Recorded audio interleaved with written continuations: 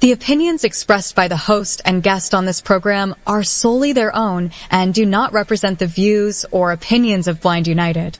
We strive to provide diverse perspectives and discussions on our platform, but the opinions expressed should be understood as personal viewpoints and not reflective of Blind United as an organization.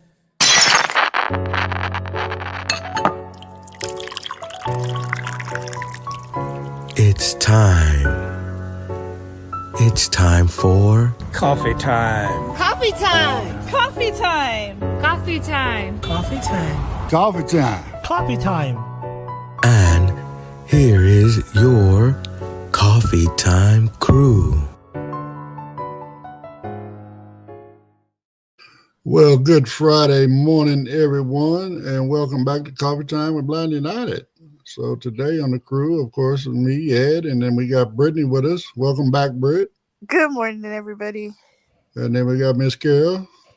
Good morning, everyone. And my brother George. Happy Friday the 13th, everyone. It is Friday the 13th, ain't it? Yes, sir. Is that supposed to be good luck or bad luck? I'm not sure. It is good luck. It is. Depending after yesterday, it was bad luck, but today's good luck. Well, I mean, it's working out for me. I already had a couple discussions this morning, and things are working out right, so it ain't a bad day for me yet. So you're telling me that you won the lottery, Mr. Davis? No, if I'd have won the lottery, I might not be here right now. Not that I would be abandoning you guys, but I would be making preparations for what we're going to do with that money. Mr. Davis, I won the lottery with Lulu and meeting you guys, Britt and Mr. Davis and Carol and Mr. Pedro. So, hey, I'm rich. Well, I mean, I'm rich in life and love. You know, I'm just not wealthy. No. Well, I'm married, so I'm poor, so. Well, that's what you get for letting your wife control your money. No comment. She's nearby, so. That's all right. She knows the truth. I don't want to end up in the hospital. If George comes up missing, we all know why. Well, I don't think Miss Lulu gonna do that. She chose his sad ass, so she's gonna hold on to him for a while. Keep feeding him donuts, he'll be all right. Yeah, even to that one. You know, so. But anyway, it is TGIF, y'all. So before we get into this first article, has anybody got any special plans for the weekend or? I guess not. You know, I actually Sunday I'm going to watch the Cowboys lose. Play, and then going to a graduation party for my I guess great nephew. How would that be? My cousin's son or my second cousin, right? Okay, so it's your third cousin. If it's your second cousin's son, it's your third cousin. No, it's my first cousin's son. Okay, so it's your second cousin. Yeah, he graduated from the University of Texas here in El Paso, so we're going to have a little gathering, a little food, comida. For you now. Yeah, I know my cousin's kids, they all call me Uncle Ed. Oh, that's cool. Yeah. You know, man, I ain't your uncle, I'm your cousin. Then why'd you want 30? You told me to call you Papa. Why'd you tell me that? You know, I never told you to call me Papa. Just kidding. You can call me Big Daddy if you want to. Hey, no. That's another show. It's Friday. Get out the baby oil. Right. Oh, no, let's leave the baby home where it's at. Evidently, Steve Harvey and Puffy, they both like baby oil. No, what? He's now involved in the story? And Jay-Z's involved in this too now. Yeah, that's what I heard. Well, he was involved from the beginning. I heard his name, Beyonce's name, everybody's name in the very beginning. But Steve Harvey, supposedly, I don't know how true it is, but they say Steve Harvey left the country as soon as they locked Puffy up. Oh, really? Wow, there. Yeah. So I don't know. Who was that? There was a couple other people talking about they not coming back to America. They was already out of the country. Must be nice to have money like that to just be able to disappear. I would love to just disappear. But speaking of people that have disappeared, Pedro said, laughing out loud, "Good morning, you guys. TGIF." Morning, Pedro. Well, good morning, my brother. ¿Cómo está todo allá, Mr. Pedro? Órale, viva Mexico. Oh, no, El Salvador. Anyways. Well, what's the first story today, Mr. Davis? I want to Well, just put them real quick, but first one's going to be about these mysterious drone sightings over New Jersey. I guess they've been seeing them for about a month now. And I just seen another CNN piece on this last night, this morning, where the congressman from New Jersey, I guess he's running for governor over there. And bottom line, he's upset because they said, okay, well, you're telling us that it's not, a threat, but you're not telling us what it is. and you know what the thing is? I don't know. I'm not sure if I was watching the same one, but they made a good point, guys. Yeah, there might be this, there might be that, but if we're in debt $1 trillion to the Pentagon, you would think with our level of technology and military, we would know where the hell these things are coming from. Not just say, well, they're non what do you call it? They're not from foreign land or this and that. How do we know? How do we know? You ain't telling us nothing. And then I think you're mistaken on the number, George. I think the defense budget is something like 2-3 trillion. Well, that's the thing. The point is here we are, we're spending all this money, and we're supposed to be the superior or supreme military force in the world, and you have all these. Now I heard this morning that now in Maryland or Massachusetts, they're seeing them there now. It might just be the hot topic right now. Everybody's they'll see something. Right. But in Oregon, check this out, guys. In Oregon, they have audio recording of the pilot. I guess it's military, and he's over the audio. He's describing 4, I guess, vehicles or 4 quote unquote UFOs, and he says one of them's red, going in circles like a corkscrew, and then going up to 50,000 feet. Now this is a military pilot, right? Well, So something's going on. I'm not sure what's going on. I hope Alpha's not coming back to get us. I don't know. Well, let's get into this article first, and then we'll see about these.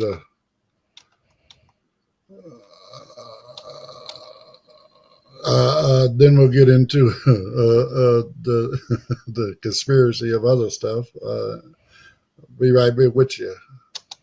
Next up on Coffee Time, we're exploring the mystery behind the recent wave of nighttime drone sightings across New Jersey and the growing concerns surrounding these unexplained activities. The unfolding mystery. Since mid-November 2024, New Jersey residents have reported seeing numerous large drones flying over multiple counties, including Morris, Somerset, Sussex, Passaic, and Bergen. These drones, often operating in coordinated groups, have been spotted near sensitive locations like the Picatinny Arsenal and President-elect Donald Trump's Bedminster golf course. Key observations and public concerns. Larger-than-life drones. Witnesses described the drones as significantly larger than typical hobby models. Some even compared them to the size of small cars or SUVs. Their coordinated flight patterns and occasional accompaniment by fixed-wing aircraft add to the intrigue. Sensitive locations. The drones have been observed near critical infrastructure and military research facilities, raising questions about their intent and potential risks. Speculations run wild. Theories range from military exercises to foreign surveillance. Some even suggest connections to an alleged Iranian mothership, though these claims have been dismissed by the Pentagon.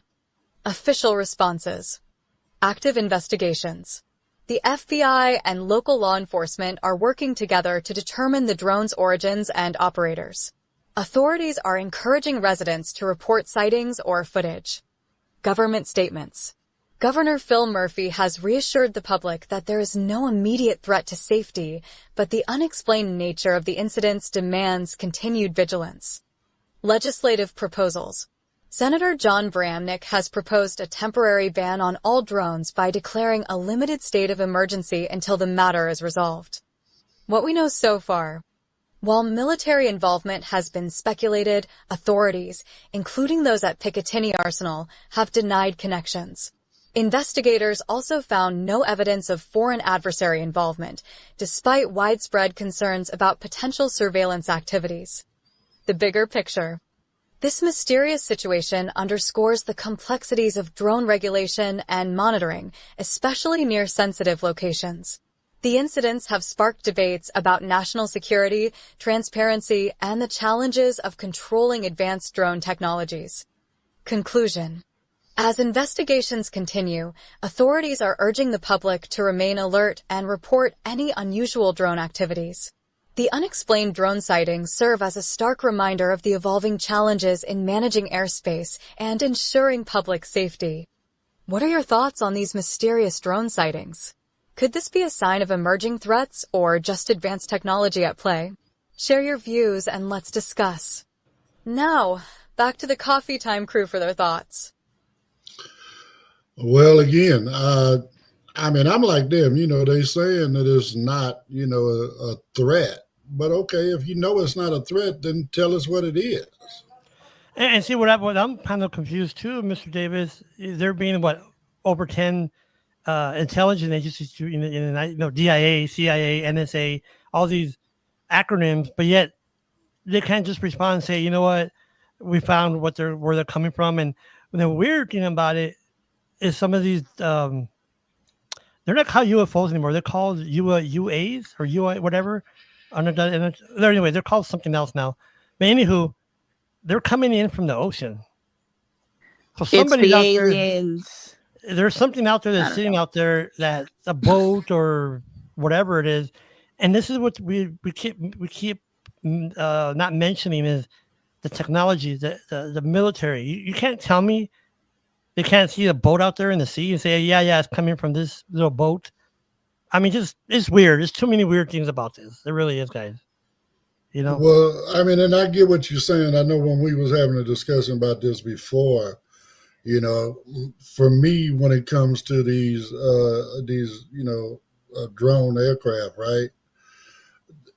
At what altitude are they? Because again, we know for years there's a gap between what air radar will pick up versus surface radar. There's a gap there. And drug smugglers been doing it for years, flying in under the radar. That's where that old term came from. But right. See, and I guess was this too, Mr. Davis? No, I'm sorry, Ms. Carroll. Go ahead and say. I don't want to cut you off.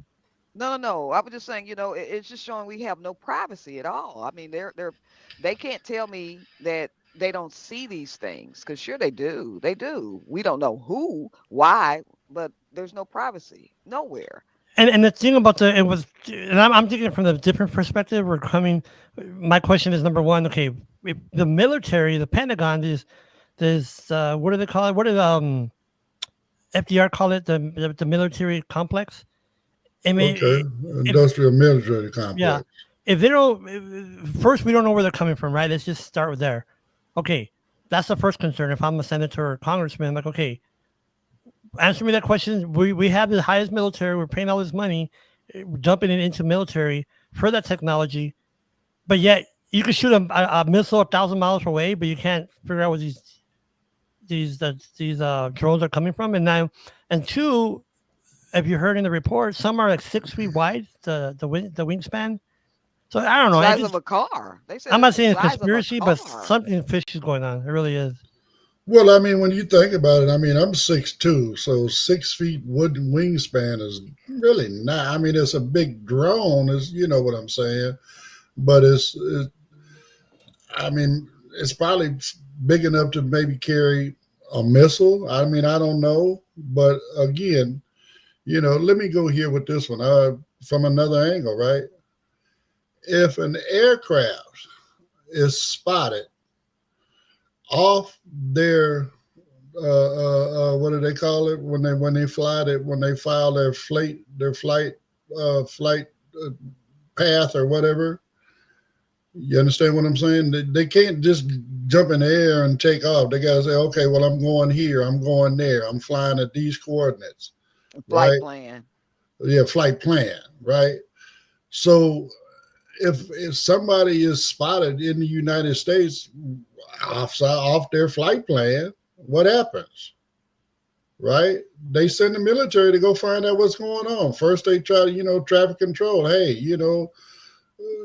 aircraft such and such, so and so. We have noted you've deviated from your flight plan. What's going on? Whatever, right? So again, are these do they have a flight plan? I mean, again, you need to tell us more than it's not a threat. That's my point. You need to tell us more. I mean, if you know that they're not a threat, then you know what they are. You know who they are. Otherwise, you're just blowing smoke. You're just telling us what you want us to hear to keep us calm, but you ain't keeping us calm because these things keep coming back. You ain't stopped them. Now what happens if all of these folks, Second Amendment people, start breaking out their AKs and shooting them down? Now what? Okay, now we done opened up a whole nother can of worms. Right. And there's plenty of people out there, I bet you they just sitting there wanting to shoot them down. You know what I'm saying? So, and if they fly, I know with, the little hobby drones or whatever, if somebody flies over and is within your fence line and looking into your backyard, you can shoot them down. They have no business within your fence line. There's been plenty of cases where people have shot them down. What you spying on me for? So I don't know, George, what happened to you? You fell off or you got quiet on us? I guess so. But you're right. I mean, you can't.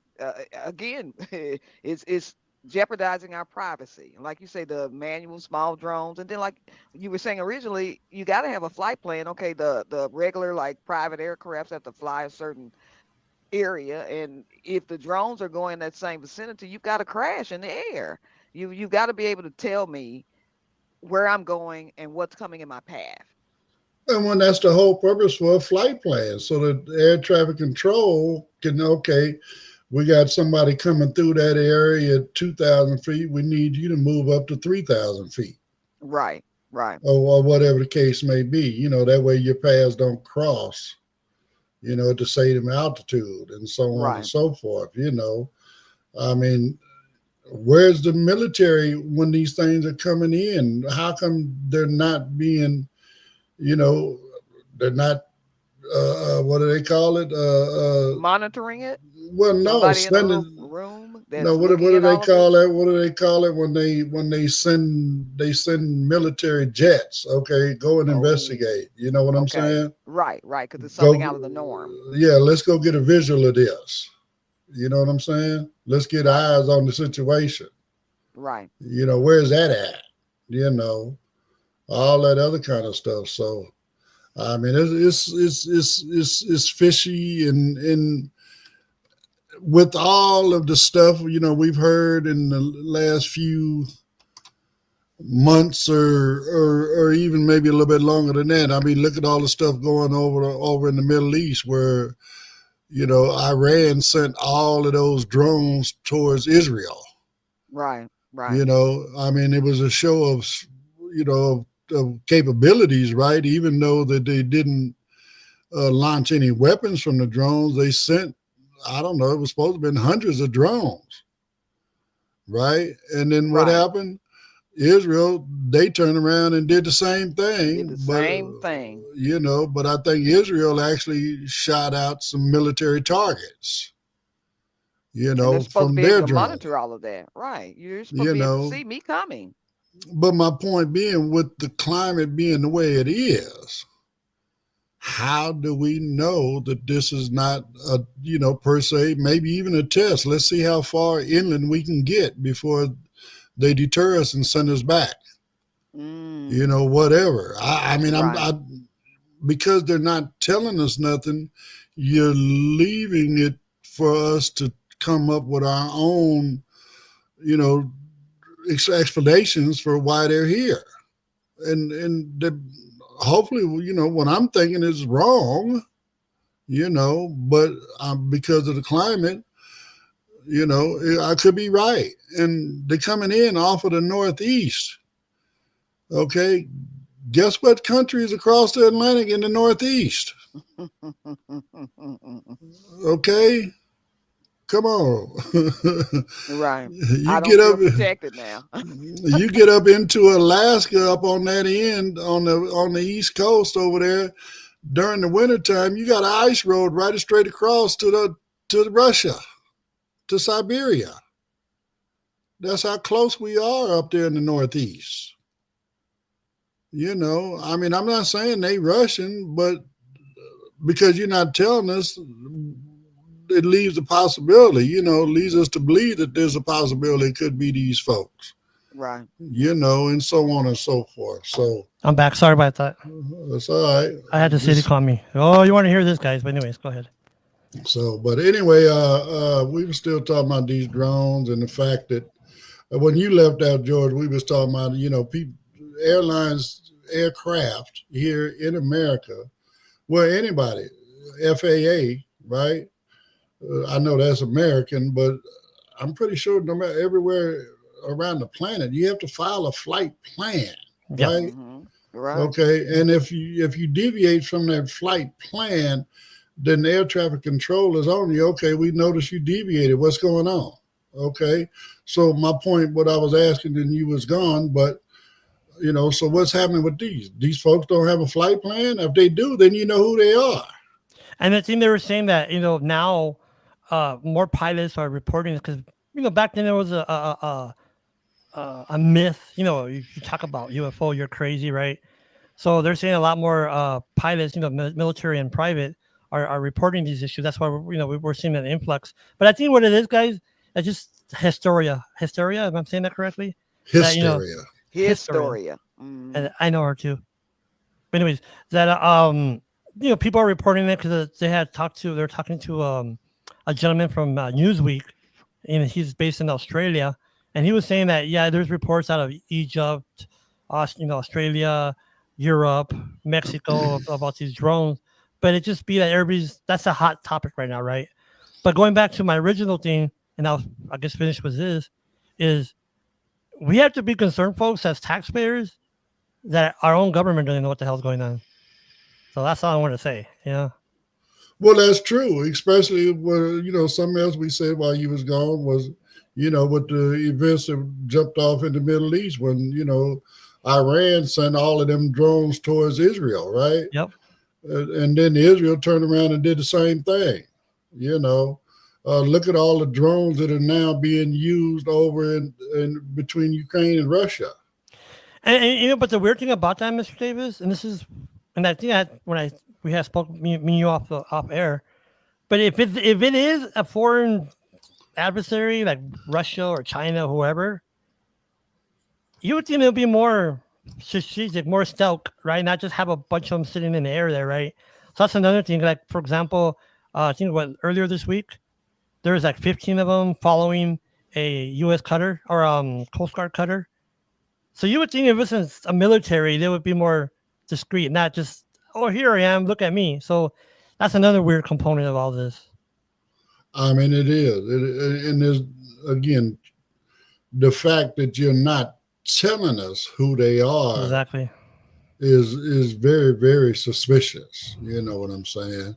I just wanted to have those movies, in the movie you see that we're being interrupted, and then you have an alien pop up on the screen. We are taking over the world.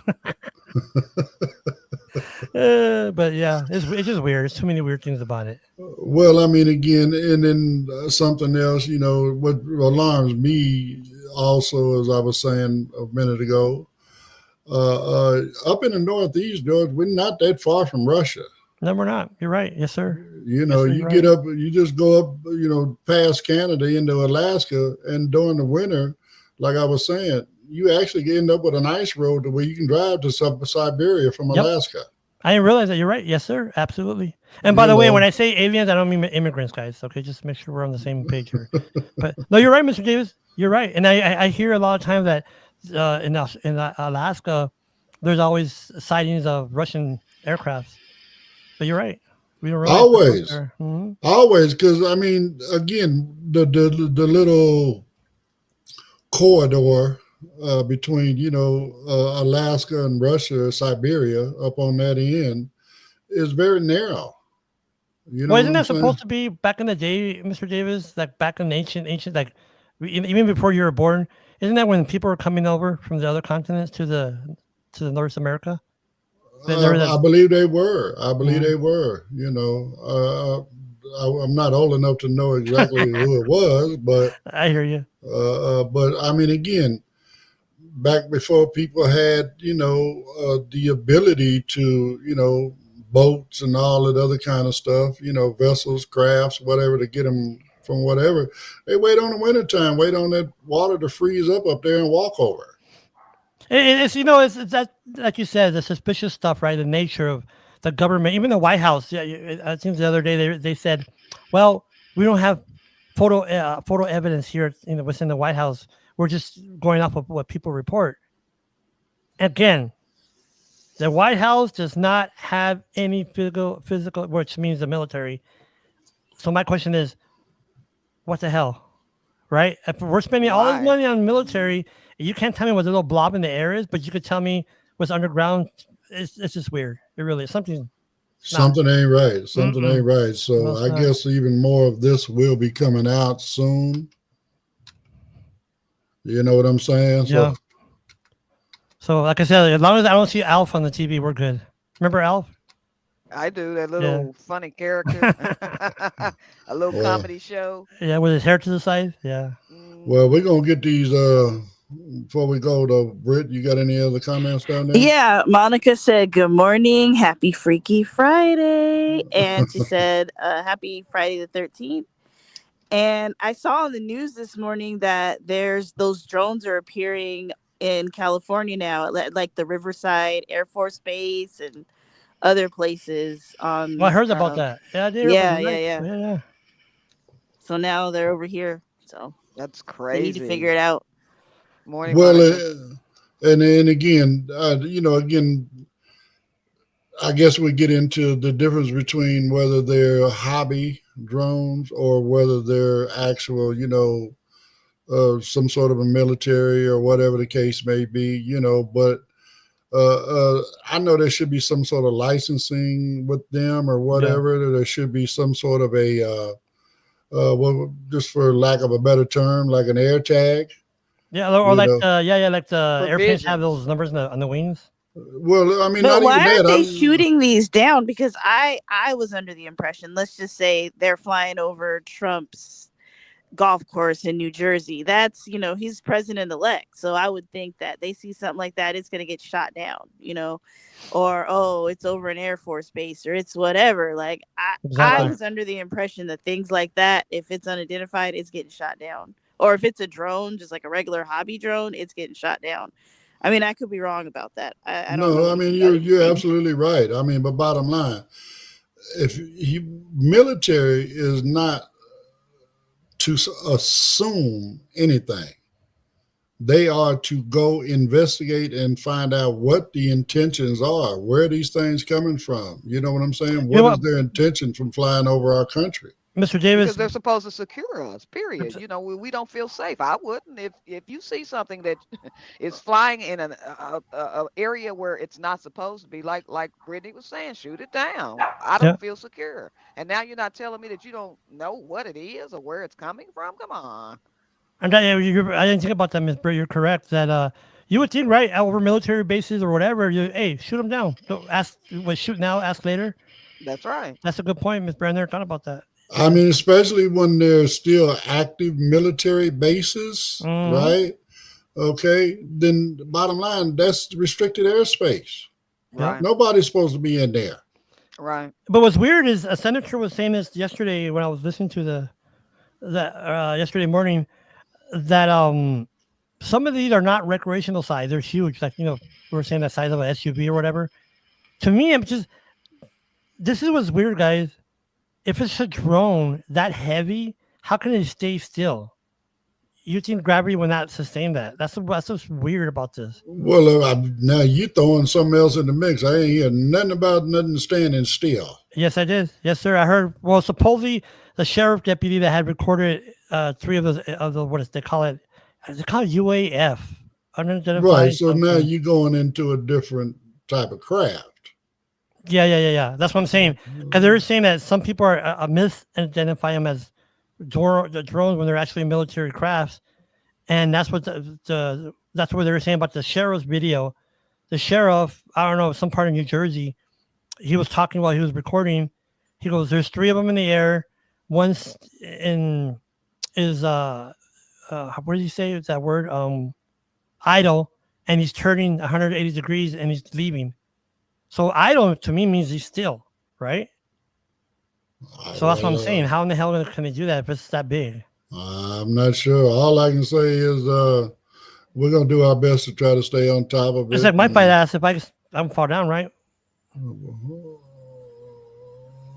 I drew for a curve there. Anyways, well, you don't have wings on you, but so hey, Sparkle does. Okay. Okay, so I'm throwing them off. Right. Get your polish up your brass pole and get ready. That's another show. Anyway, let's get these commercials and we can move on to the next one. Be right back with you. If you'd like to know more about Blind United, you can visit our website at blindunited.org. You can email us at info@blindunited.org. You can call us at 909-846-8825. You can follow us on Instagram at Blind United Interest Groups. You can follow us on X at Blind United 22. You can watch our YouTube channel, Blind United.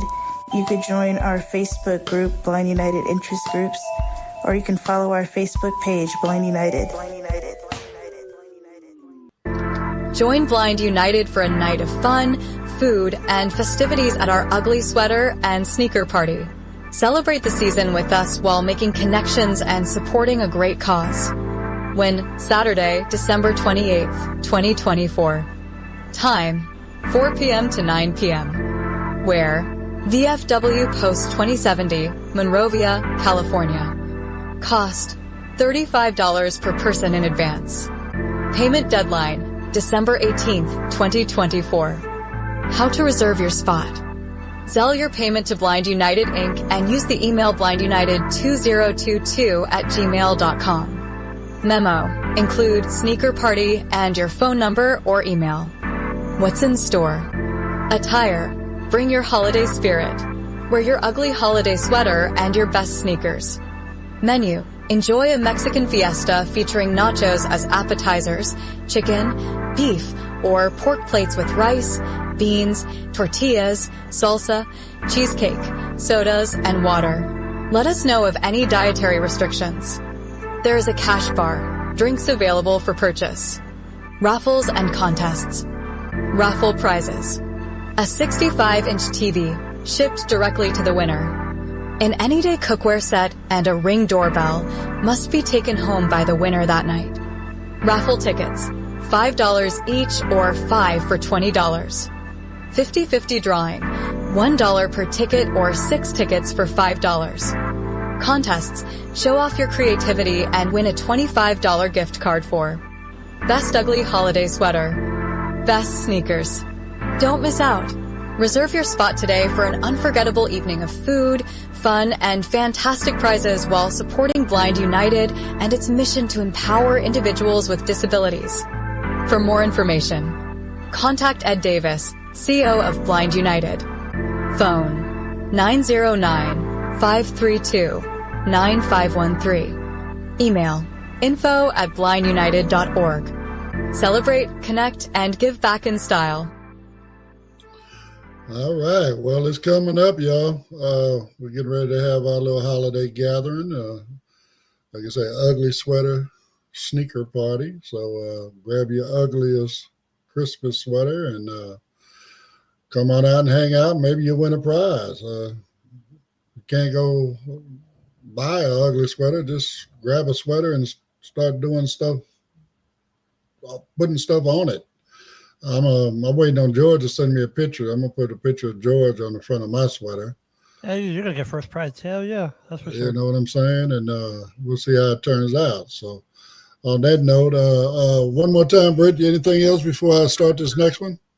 No, just me and Monica want to know when George is going to start his art of pole dancing class. So let us know, Sparkles. The only thing is for this class, folks, the interest group, you do have to sign a waiver. So We need to charge for that one, though. well, that's what I'm saying. You guys are going to charge. I have a waiver, so in case that pole gets stuck somewhere. Well, you're the only one going to be on the pole. No comment. I'm just trying to be clear.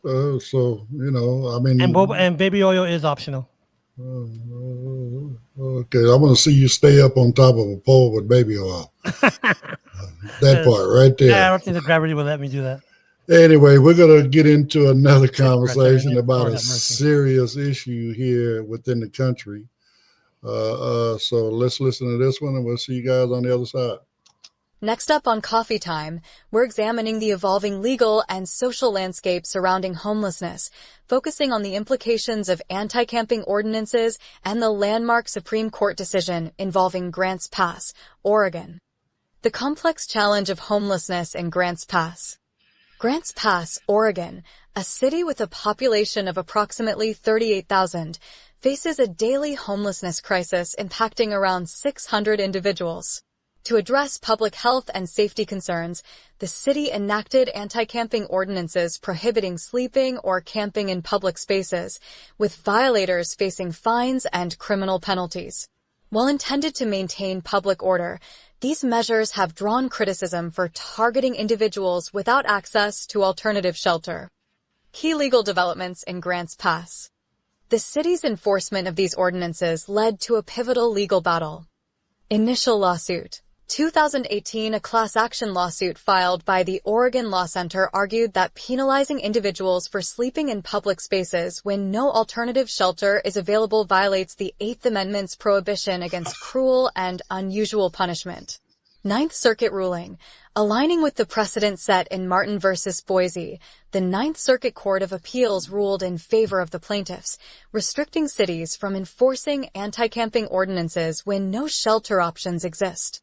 Supreme Court decision, 2024 in a 6-3 decision, the U.S. Supreme Court overturned the Ninth Circuit's ruling, granting cities broader authority to enforce anti-camping laws, even in the absence of available shelter.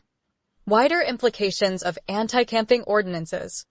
The Grants Pass ruling has had ripple effects across the nation. Prevalence of anti-camping laws. As of 2021, 15 states had enacted legislation restricting camping in public areas, and a 2014 survey reported a 50% increase in municipal bans on outdoor camping since 2011. Following the Supreme Court decision, cities like Palm Springs, California, adopted stricter anti-camping measures tied to temporary housing availability. Increased enforcement powers. Municipalities now have expanded authority to implement fines and penalties, but critics argue this approach exacerbates homelessness by displacing individuals without addressing root causes. Critiques and alternative approaches. The debate over anti-camping laws highlights the need for balanced solutions. Effectiveness. Critics contend that these ordinances do little to address the systemic causes of homelessness, such as affordable housing shortages and insufficient access to mental health services. Legal and ethical concerns.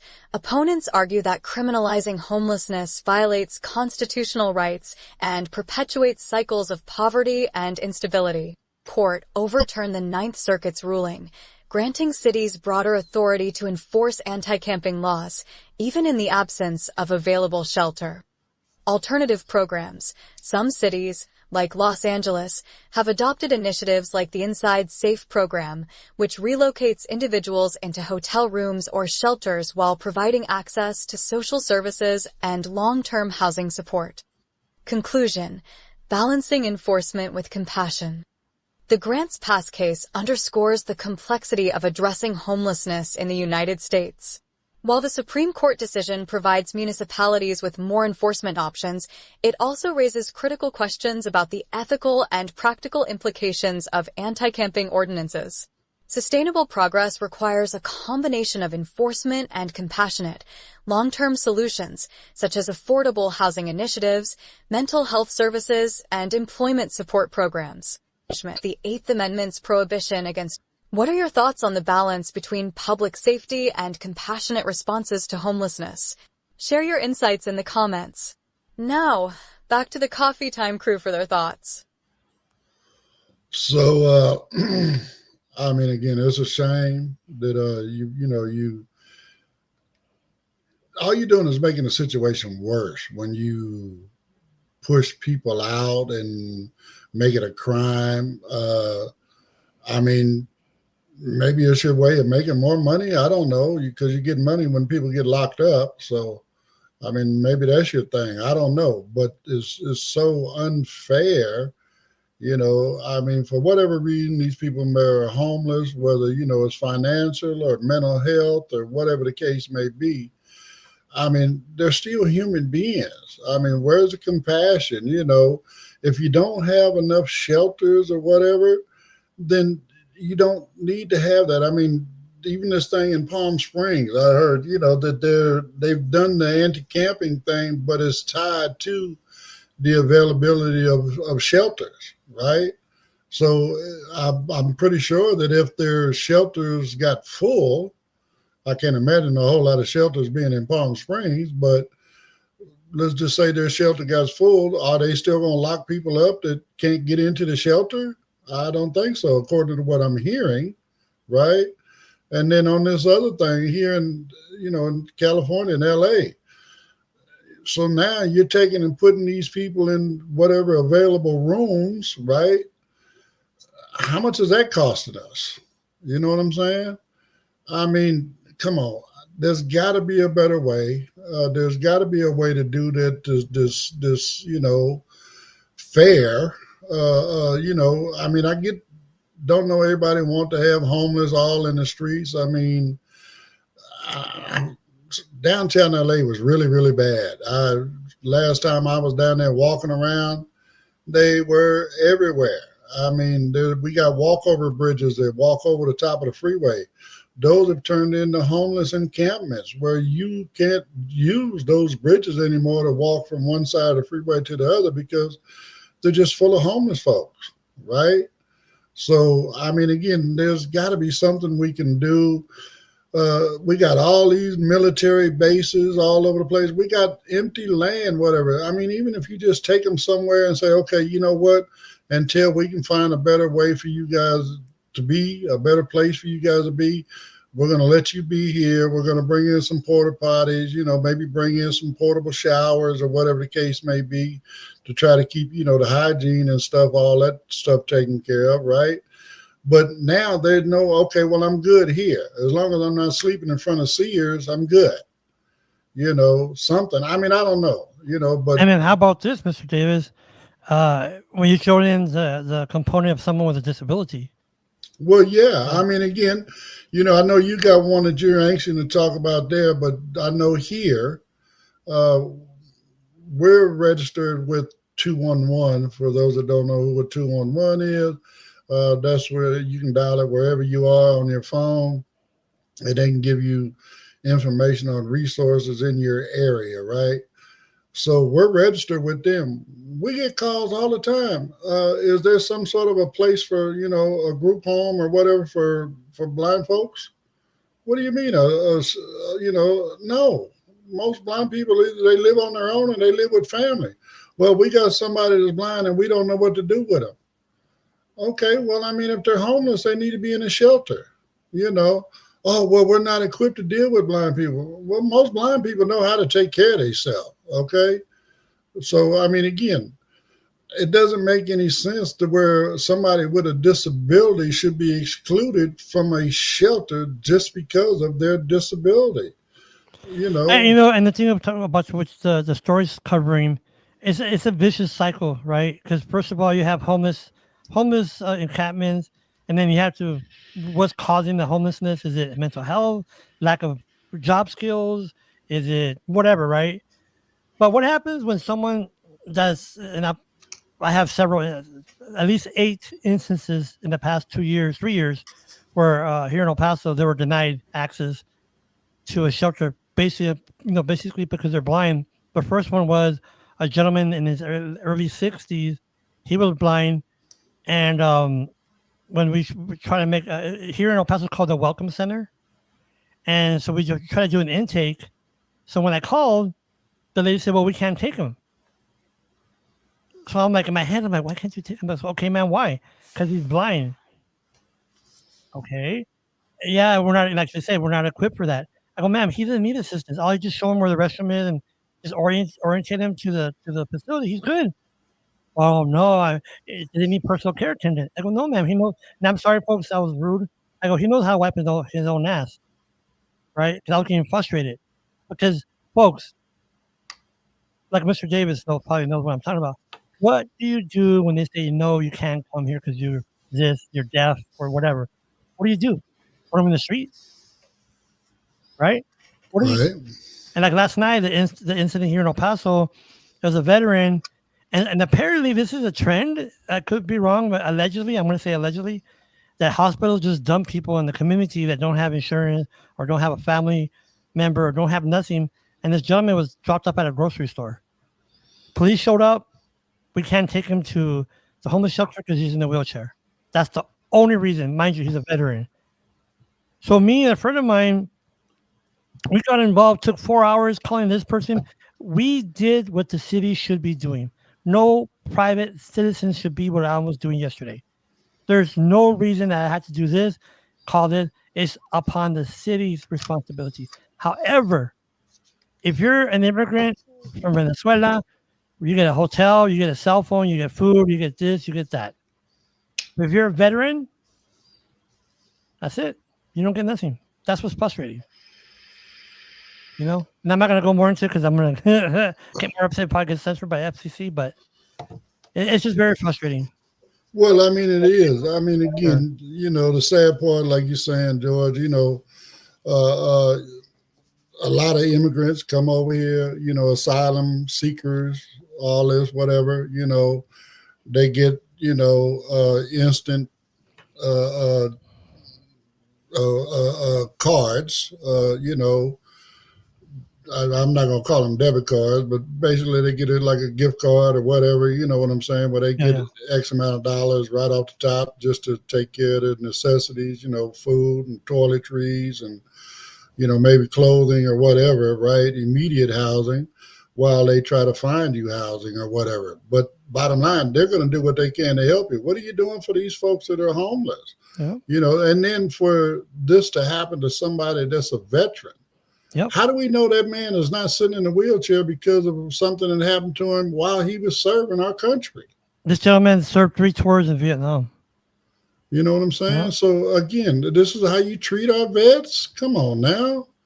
These people put their life on the line for us. They went up there and fought, even though the politics of it wasn't right, they did what they were ordered to do. Right? And that a draft, right? Is that what the draft was in? I'm sorry? And that was in the draft, isn't it? They had the draft for the we had the draft for Vietnam, yeah. Mm-hmm. Draft started, I think the first draft was, I don't know, was it World War II? It might have been World War I. Yeah, I know World War II. But, at the end of the day, Mr. Davis, what's very frustrating is that, there is a mechanism. There's a way to do it because me and Christy Lai, we were able to do it. But it's not our job. I mean, don't get me wrong. I'll do it in the heartbeat again. One time, it took me 11 hours. That's not the point. But it shouldn't be upon a private citizen.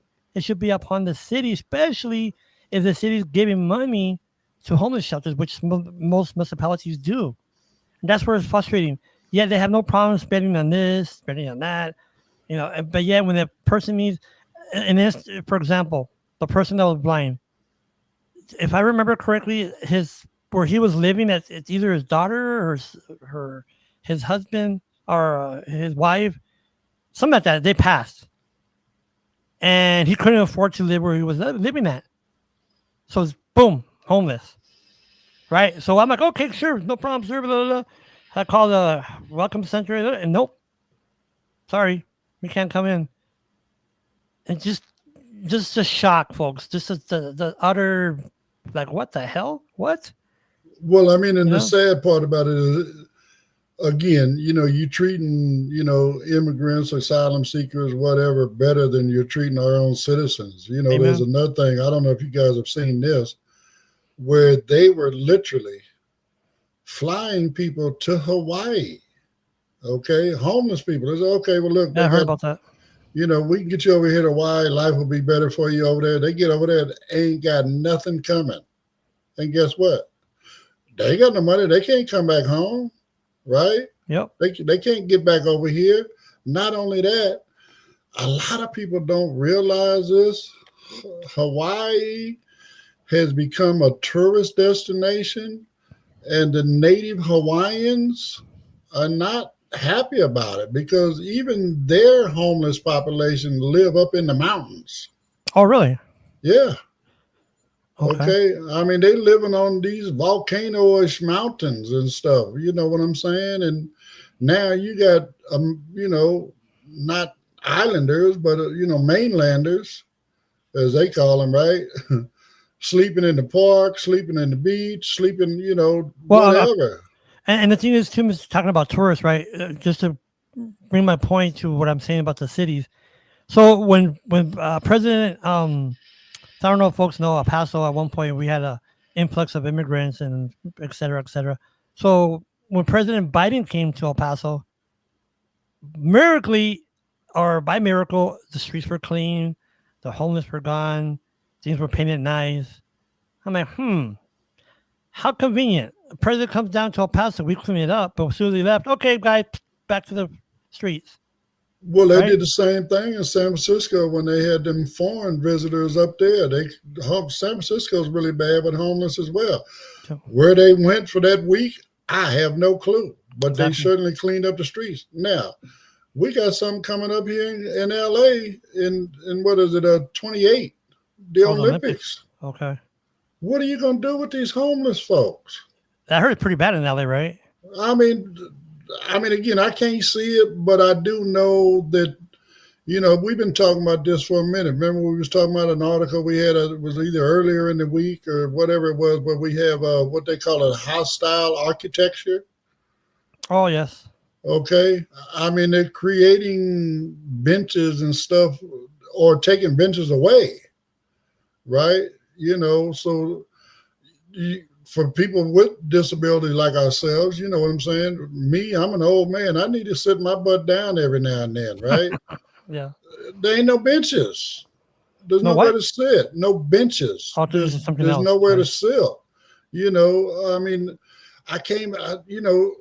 when I did the article on it, I was thinking about it, and I can remember coming out of the airport, LAX, and I'm waiting on my ride, right? So I got my bag, I come out, and I'm sitting on the bench, what I thought, well, it's considered a bench anyway. It's like a half of a pipe. So you imagine like a 10, 12-inch pipe, right? That's Okay. cut in half, and so it's rounded. There's no way in the world there's no flat surface. Oh, what? Okay. So my point being is somewhere to sit, but you can't lay on it. Okay. Again, you can sit there, but you can't lay down on it, and if it wasn't close to the wall, I wouldn't have been able to lean back. So I wouldn't that's have had no intentionally. Yeah, I backrest, see what you're saying now. Okay. Union Station. Britt, I know you can back me up on this one. Back in the day, well, they still have them. So they have these single seats that are connected in rows, right? So it's a long row. It's got a big armrest between the seats. It's comfortable, cushion, boom, boom, boom. They used to be all over LA Union Station. Now, because of the homeless, they've taken them all out of the food court and stuff like that. So if you go in the food court to get something to eat, now you got to stand up at a stand-up table, okay, to eat your food. You can't sit down and eat.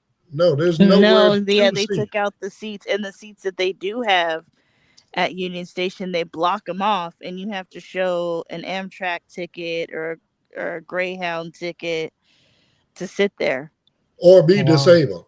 or be disabled. Oh, Yeah. wow. That's that Yeah, bad, huh? Okay. How yeah, about how yeah. about in Dallas, Miss Carol? I mean, just being the big city and whatnot. Is she We on might have board? lost her. We might have lost her. Okay. But I guess, Uh, but you're right, Mr. Davis.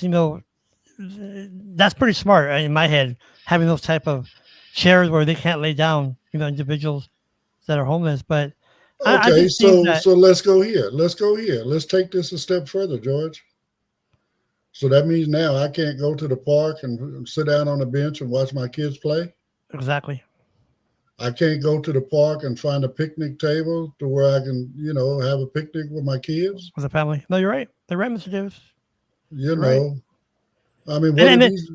I but mean, these public spaces are meant for us to be sociable with each other. If you're putting all of this hostile architecture within our parks, then now they're no longer social gathering places. I just think that like how we had talked about last week when I was on the show about the mental health. I remember how we're talking about having medical coverage for everybody, medical insurance, and I just think that we're falling behind when it comes to other developed nations regarding healthcare or mental health care. We don't have mental health care really, to be honest with you, where someone can go. Well, we're the only country on the planet that has a for-profit medical system. Exactly. I mean, it doesn't make any sense. I got people got to get paid, right? But when you have a for-profit medical system, then the key word being for profit. Exactly. And then when you look at the kind of money they waste, right? And when I say waste, as an example, my insurance, I get a robot, calls me, wants me to confirm my appointment. I confirm it. As soon as I hang up the phone, I get another call from another robot thanking me for confirming my appointment. Come on, man. Yeah. Do we really need to spend money on that stuff? That costs money. You're right, Mr. Davis. That does cost money. You know what I'm saying? It doesn't make any sense. Well, like when I mentioned the other show, when me and my wife got in that little small car accident, and we went to the lawyer, and then $2,000, folks, $2,000 just to rent or use an X-ray machine. $2,000 just to use it, not for the diagnostics. That's another amount, but just to turn it on and plug it in, whatever I'm being simple, but $2,000, guys, that's ridiculous, man. Come on. I mean, I'm not proud of it, but again, like I say, in America, we all have, not all of us have it, but what is it? Medical bills is one of the biggest contributors to people filing bankruptcy. Well, didn't the the president, Biden, didn't he sign law into where now that does it impact when it comes to your score? Your credit rating, your credit score. Yeah. I mean, he did that, of course, because we need to. But my point being, my wife, when she was ill before she passed away, come to find out, the radiology department, they were subcontractors to the hospital. The hematology lab where they do all the blood work, they were subcontractors for the hospital.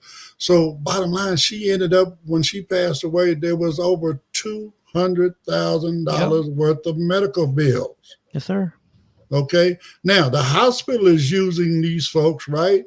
But bottom line, the insurance is not covering because these subcontractors are not accepting the insurance.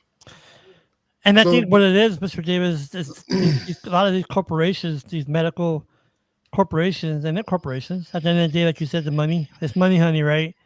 But at the same time, like remember about the prescriptions? They had signed that new law where you have Medicaid or not Medicaid. Was it Medicaid or Medicare? Yeah, regarding Medicare.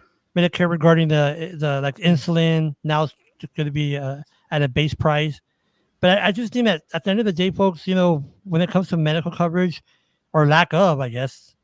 I heard this expression one time: it's more expensive to be poor than to be rich. And I believe that. Well, yeah. I mean, because again, here we go. Like I said, if I was rich, I wouldn't have had to file bankruptcy. I'd have just went ahead and took care of it. It wouldn't have been a big issue, Exactly. But I don't have that kind of money. But I'm not going to carry that debt for the rest of my life. So, I went ahead and filed bankruptcy, got rid of it, and got it out of my way, and moved on, But again, we shouldn't even have that. I mean, the system is so backwards. A lot of people don't even realize this part, George. So let's just say you become disabled or whatever, right? Or you retire, whatever the case may be. You file for your Social Security. Do you know it takes a year for you to get Medicare? Yes, sir. So now I'm sitting there paying for this out of pocket for a whole year off of my fixed income.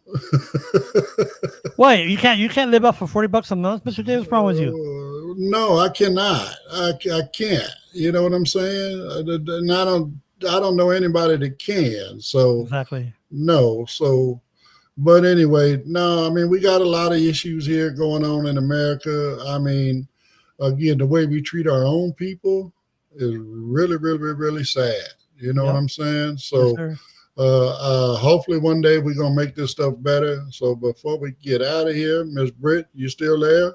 We got anybody down below? Well, I guess I lost. We do. We have somebody who said good morning, and then they said hello, Miss Carol. So whoever they are, they know Carol. So good morning. One of Carol's people. So must be another fellow Texan. Yes, sir. So the Lone Star State is in the house. So. Everything in Texas is big. Now I'll leave it at that. You left that wide open, George. There's a whole lot we can say on that one, so I'm gonna leave that alone too. So, and Sparkles will be having his pole dancing class in January. Stay tuned. Right. With audio, hey, Ms. Britt, you forgot to mention, and it will have audio description. Oh, and it will be audio described. Mm-hmm. Okay. On that note, man, please don't think about George on the pole. I know it'll be all crusty and everything. Man, that's not a thought I want to carry with me into the weekend. Right. Okay. So, but on that note, everybody, I hope you enjoyed what we had today. Thanks to everybody for coming in and commenting. Please, as always, like, subscribe, follow, hit the notification bell, whatever it is you do on the platform you watch. Are we going to be on Blue Sky? I thought about talking to you guys about that Blue Sky because it's a new platform. I've heard it's pretty popular, so we'll talk about that. Is it accessible? Yes. Okay, we'll have to check into that one. Okay. So on that note, hey, everybody enjoy their weekend. The holidays coming up. Don't forget to get your money in. Reserve your spot for the Ugly Sweater sneaker party and all that good stuff. And man, don't drive yourself crazy going out there doing all this shopping. Please don't run yourself into debt. You know what I'm saying? It's not the gift that matters; it's the thought that matters. So, did you see that the report from the National Retail Association that people are going to spend $900 on average? That's a lot of money. Yeah. It is. So, again, don't put yourself in debt behind this stuff. You know what I'm saying? Just don't do it. I'm going to leave it at that. Don't do it. Everybody have a great weekend, and we will see you folks on the next one. Have a great weekend. Talk to you the next one.